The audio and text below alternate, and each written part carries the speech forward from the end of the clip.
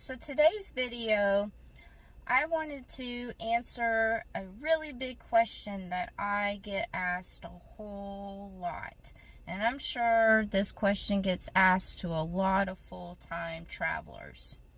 So that's what this video is going to be about today, is I'm going to answer y'all's question about this, because you guys ask me this a lot. I have been emailed this question.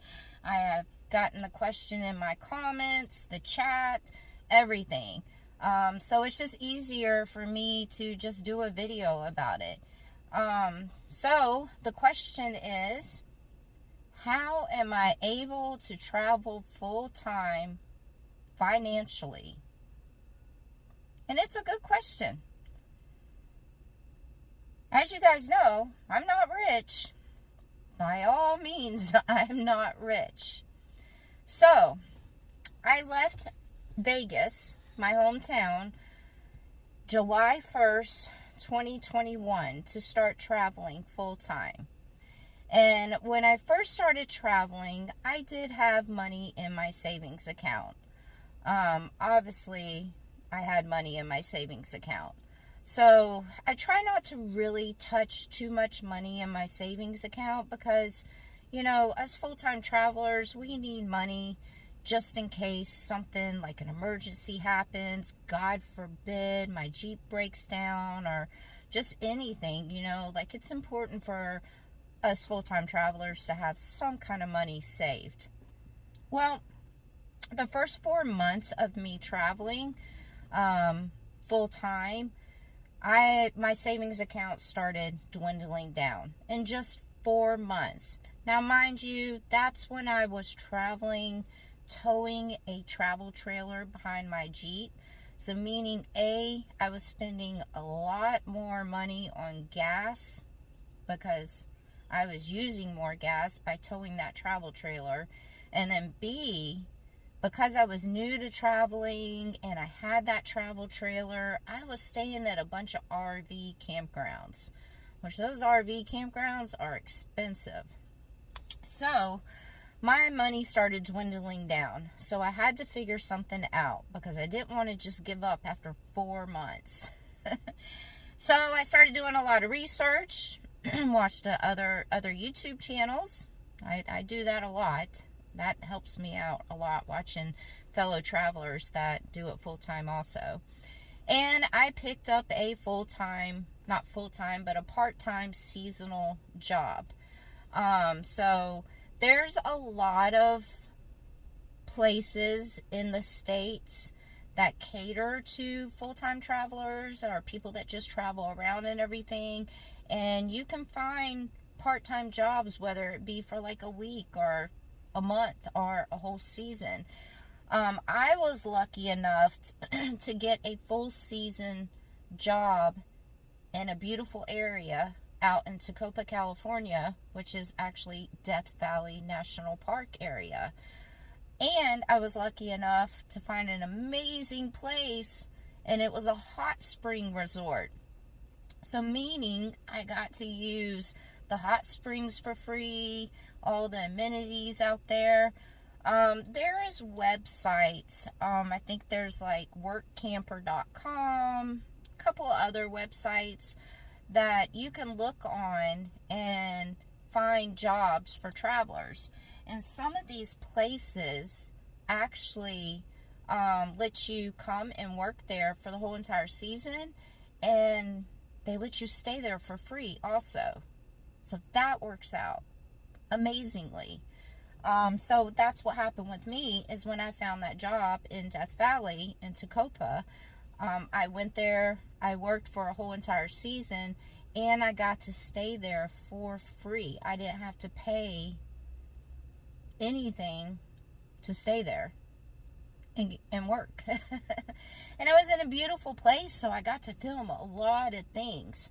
So when my time was up there, I went to another seasonal job, and I went to Moab, Utah. Another beautiful place that I got lucky with, an outdoor paradise and everything. And so I went there and I worked a whole summer season in Moab, Utah. which I was able to go and explore so many places and so many things out there. I mean, there was hiking, there was off-roading, camping, I mean, everything. And same deal out there. I worked a whole season, and I got to stay there for free also. So that's one way.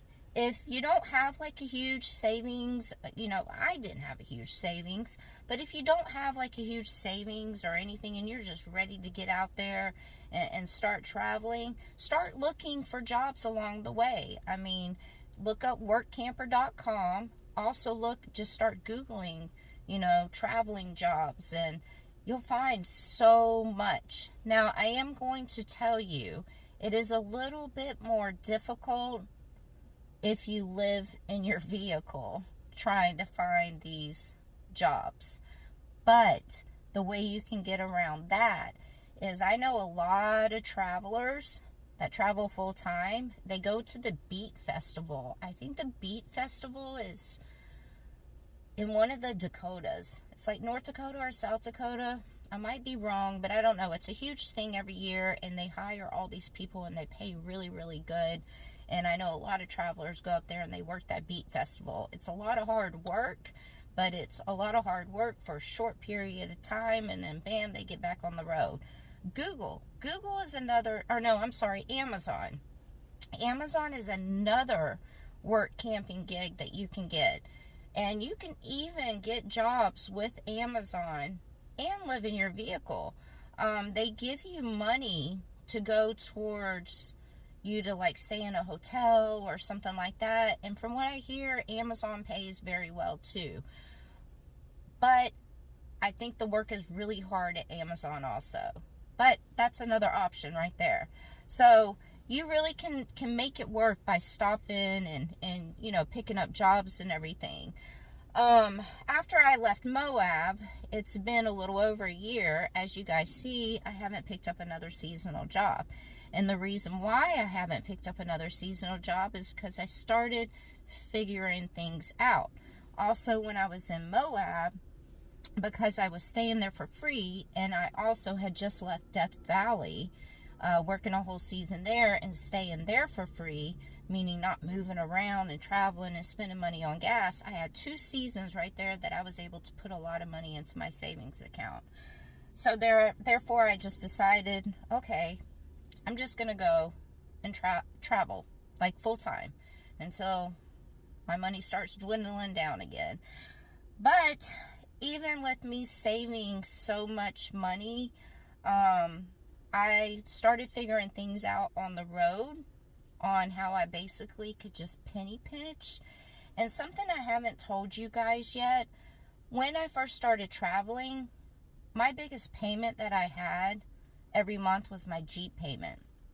So because I was able to save a good bit of money by working in Moab and working in Death Valley and not having to pay for gas, being constantly on the road, I was just parked somewhere permanently and just was able to penny pinch and save almost everything. I didn't have rent to pay, water bill, electric bill, nothing.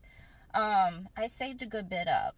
So when I left Moab and started traveling and started really thinking about my finances and everything and how my Jeep payment was my most expensive payment that I had every month, I took a lot of money out of my savings and I paid my Jeep off. Meaning I don't have a lot of money in savings now. But I don't have that car payment every month. My Jeep payment was almost $700 a month, guys. Almost $700 a month. So it feels great knowing that I don't have a payment now. But I was smart and just decided to pay the Jeep off. And now I don't have to worry about that payment. As you guys can imagine, I'm not going to tell you how much I owed on my Jeep, but we'll just say it was a nice little penny. That put a huge dent in my savings. Huge. But I personally think it was the best decision for me to do that. So, with me not having a whole lot of money in the savings account, after paying my Jeep off, I really had to really figure things out.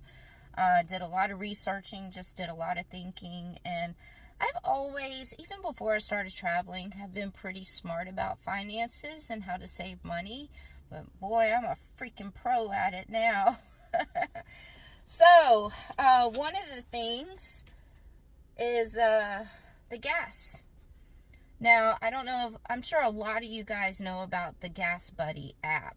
If you guys don't know, there's an app that you can download on your phone, and it is called Gas Buddy. Like buddy as in a friend.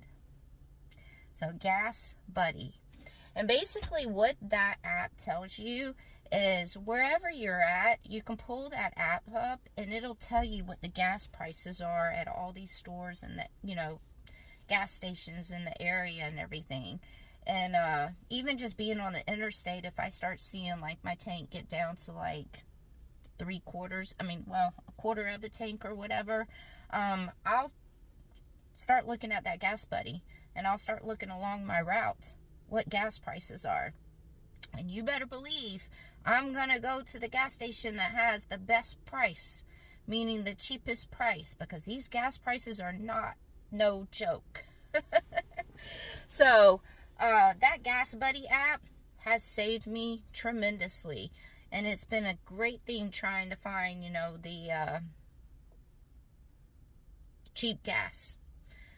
Because that's my most expensive thing now on the travels is gas, for sure. So then, also, whenever I'm camping, so this is going to be a lot to go over right here. Sometimes I do like to stay in campgrounds and everything. The reason I like to stay in established campgrounds sometimes is because sometimes they just have those amenities, and it's nice to just decompress in an actual campground and use some of those amenities that they have. Meaning, some of the campgrounds will have some electricity for you to use, which would be nice for me to just completely recharge everything up that I have in my Jeep. Meaning my generator, even though my generator, I can charge it with the solar panels and stuff. And then some of these campgrounds have showers, and even though I have a portable shower, it's just really nice to be able to take an actual hot, running, pressurized, long shower. So it's nice to stay in established campgrounds every once in a while just for those amenities. And then also 9 times out of 10 they have some good Wi-Fi, and I struggle with Wi-Fi a lot in these mountains and forest and being in the middle of nowhere. But so when it comes to camping though, I use BLM land a lot. We have a lot of that over here on the West Coast. East Coast, not so much. But the West Coast, it is full of BLM land. BLM land is, the Bureau of Land Management. So meaning it is public lands that you can go and camp and stay on for free. But there is a catch. You can only stay in one spot for up to 14 days. And then you have to move so many feet away from that spot. There is some places, and it's not just because I'm a female and I'm nice, but I've talked to other travelers also that have told me this. There's some places in BLM land that if you go and talk to the rangers and make friends with them, or just tell them, hey, I'm here camping, sometimes they'll let it slide and let you stay a little bit over 14 days. But please respect that land. And when I say respect that land, meaning pack it in, pack it out. And if you don't know what that means take your trash out. Do not leave your trash. That's why we're able to do this, is because we have to respect that land. I can't tell you how many times I have gone to some of these BLM lands and there's been trash everywhere. And of course I have to pick the trash up. Now, I know what you guys are wondering, because when you go out there on BLM land, it's free camping. There's no amenities whatsoever. So you need to be prepared for yourself. You need to figure out how you're going to use the bathroom. You need to figure out where you're going to take your trash. So you need to figure all those things out. Me, I'm pretty self-contained. And when it comes to the trash, like, I can go to, like, dumpsters.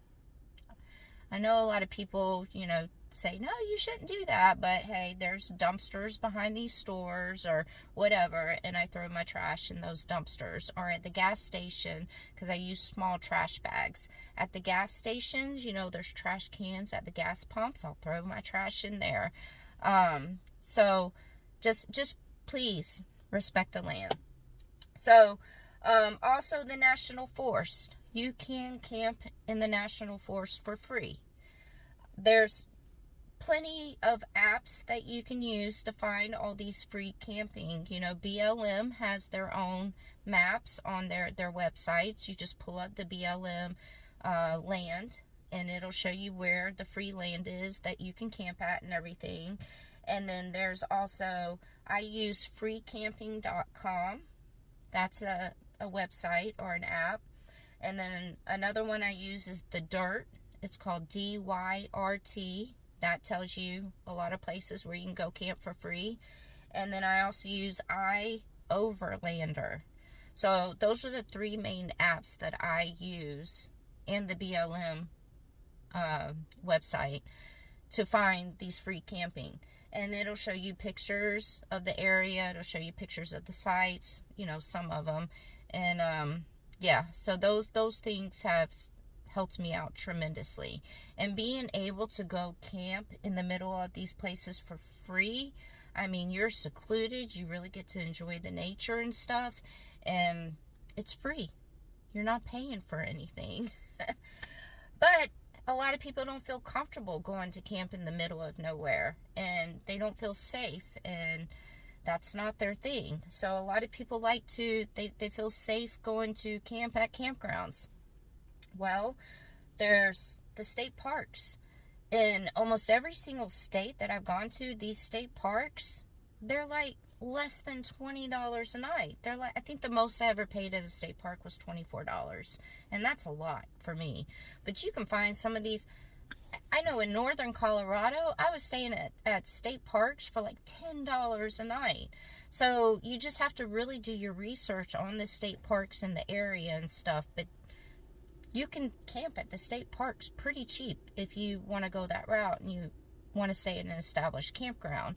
And then, like I said, majority of these state parks have showers and bathrooms, flushing toilets. You can't beat that.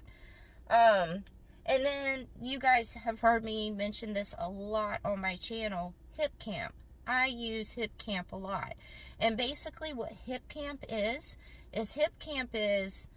these people that own all this land or private property, like there's thousands of acres or hundreds of acres or 5 acres, but you basically can go camp on these people's private property. And the places that I have found, I feel like I'm still in the middle of nowhere, not on somebody's property, camping in the middle of nature. Nobody around me, no neighbors, no nothing. I have found some amazing campsites using Hip Camp. Now on Hip Camp, they have an option on there where you can click on the option when you're searching for the campsites, and it'll say under $25. So you can click the under $25 option, and it'll list all the camping areas that are for $25 and under. I have found a campsite for $8 on Hip Camp.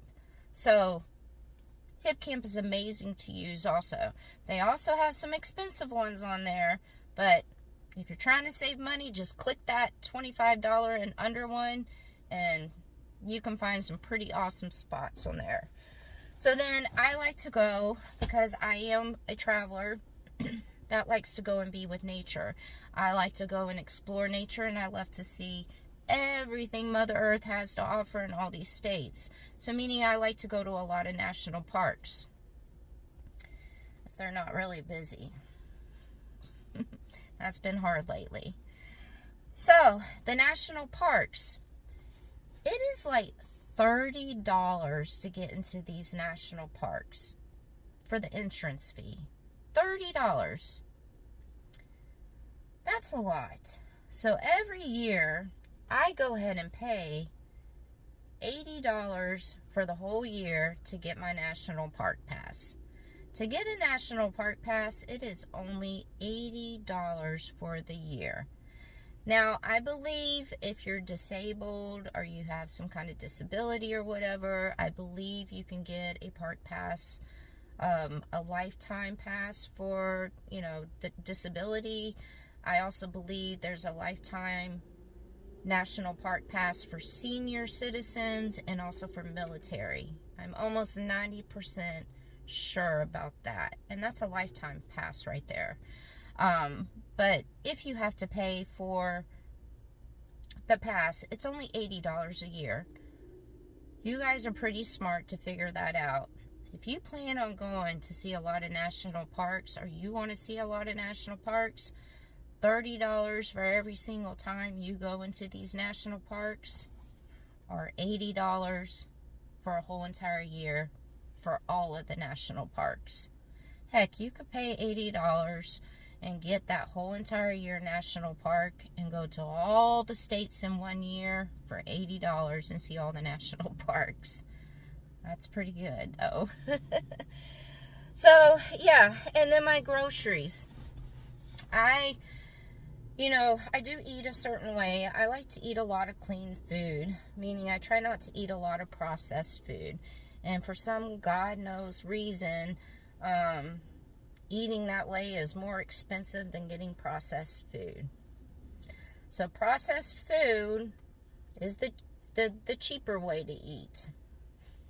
And don't get me wrong, I do eat some of that food every once in a while. I slip up and just, eat it every once in a while. But I prefer to eat pretty organic and just all my food not have processed, food in it.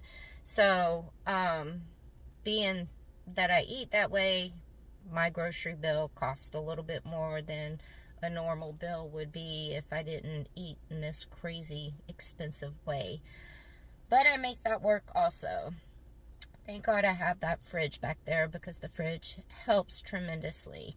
I like to cook full-blown meals on the road. I'm not one of those people that travel or go camp and everything and have tuna and crackers all the time, or ramen noodles or soup, or I just love to cook.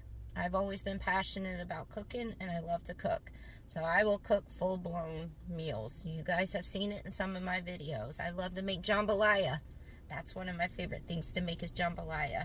So obviously when I make jambalaya, I'm going to have a lot extra left over. So that goes into a plastic bag, and it goes into my fridge, and I have leftovers. I am a bargain shopper. Huge bargain shopper. I do shop and get a lot of my groceries from Walmart. I know a lot of people are anti-Walmart, but I can go pick up my groceries from Walmart. And I don't have to worry about my little one and having to watch her and take her inside and have her bark at every single person that walks by us in the aisle and everything. So I can literally order my groceries right there online. Sorry, truck was going by. I can order my groceries right there online, go pick them up. And you can find really good deals. And I'm pretty good at bargain shopping for my groceries. I could probably get 2 weeks of groceries for me, because it's just me. I could get 2 weeks of groceries for me for probably about $120. And that's groceries for just me for one entire week. I mean, I think that's pretty good. I could probably get it down less, but I think $120 for 2 weeks. That's $60 a week in groceries. I don't eat out.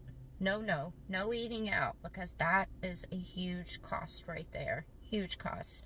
So, no eating out. I cook all my own food. Make all my food. Everything. So, And then water.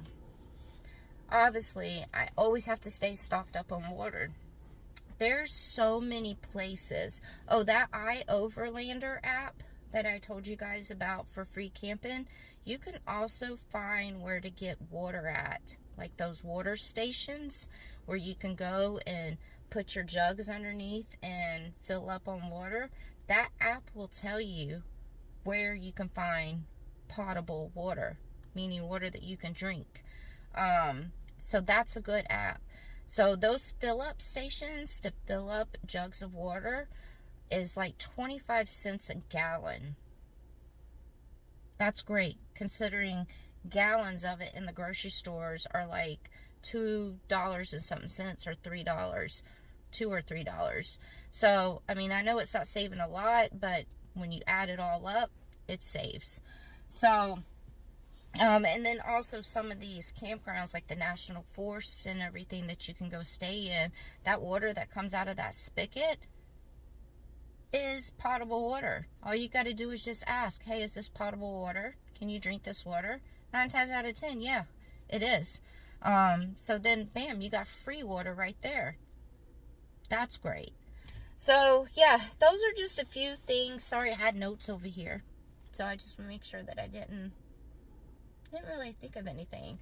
I just want to let you guys know, I really penny pinch a lot, especially since I paid off my Jeep, and paying off my Jeep took a big, huge dent out of my savings, and it made me wonder, am I going to have to stop? Am I going to have to get another seasonal job again? Because if I ever got so low on money, like if I ever got to where I couldn't feed me or my little one, or didn't have gas, any of that stuff, I'm smart enough to know that I will stop and get a job. But right now, I don't have to, because I think I kind of figured out how to. I could probably live, I don't know, I'd have to figure that out. But the way to go stay on free land, that's free land. You don't have to pay a nightly rate. You don't have to pay a monthly rate. So you're staying somewhere for free. Basically all I would have to worry about is my food for me and little one, my dog. If I was really low on money, then I would just stay put in that area for like a month or whatever, or 2 months. Or I go get a job. I know I get a paycheck from YouTube, so I know what some of you guys are thinking, but I'm gonna let you know, I know my channel has grew, and I know it's gotten bigger, over the past year, and I'm very thankful for that. But you don't make a whole lot off of YouTube. I mean, I think once I get to maybe 100,000 subscribers, I think is when I'm going to notice a whole significant change. But I think right now I have like a little over 27,000 subscribers. 27,000 of you guys on my channel. And I don't get a huge paycheck. We'll just put it this way. I'm not making $1,000 a month off of YouTube. So let's just put it that way. I do have a Patreon account, and Patreon is people that, pay a monthly subscription to Patreon to see, other videos or pictures, or get early access to some of my YouTube videos. That's a monthly membership. But I don't have a whole lot of people on my Patreon. That's not $1,000 paycheck either a month, So I don't make, we'll just put it this way, I don't make $1,000 a month off of Patreon and YouTube combined. So what I do make off of YouTube and Patreon is basically what I have for spending money every single month. And then I do get some donations from some of you guys, which help out tremendously. So thank you guys for the people that send me donations. So every once in a while, some of you guys send me donations, and you better believe I'm more than thankful for those donations, because I try not to touch the money that I have in my savings right now, because I need that for emergency money. So basically, I live off of what I make off of YouTube, Patreon, and the little bit of donations that I get, because I do have merchandise also up for sale, like shirts and coffee mugs and sweatshirts and stuff. But the merchandise doesn't sell at all. So, but it's there. So I just wanted to let you guys know, because I've had so many of you guys ask me this question 1,000,003 times.